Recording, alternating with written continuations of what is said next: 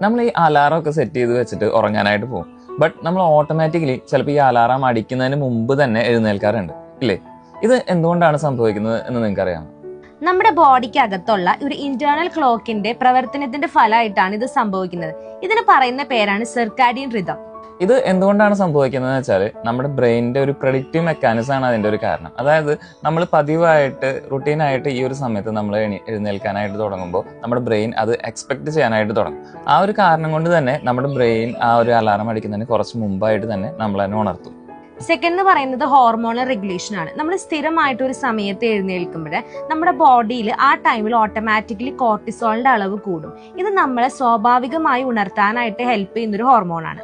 പിന്നെന്ന് പറഞ്ഞു കഴിഞ്ഞാൽ ഈ ഒച്ചത്തിലുള്ള അലാറം നമ്മുടെ ബ്രെയിനിന് ഒരു സ്ട്രെസ് കൊടുക്കുന്നുണ്ട്. അപ്പൊ ആ ഒരു ഇതിന് മുമ്പായിട്ട് നമ്മളെ എഴുന്നേൽപ്പിക്കാനായിട്ട് നമ്മുടെ ബ്രെയിൻ ശ്രമിക്കുന്നതാണ്. അപ്പോൾ അലാറത്തിന് മുന്നേ പോയിട്ട് അലാറം എത്ര അടിച്ചാലും എഴുന്നേൽക്കാത്ത നിങ്ങളുടെ ഒരു സുഹൃത്തിനെ ഈ വീഡിയോയ്ക്ക് ഇടയിൽ ഒന്ന് മെൻഷൻ ചെയ്തേ.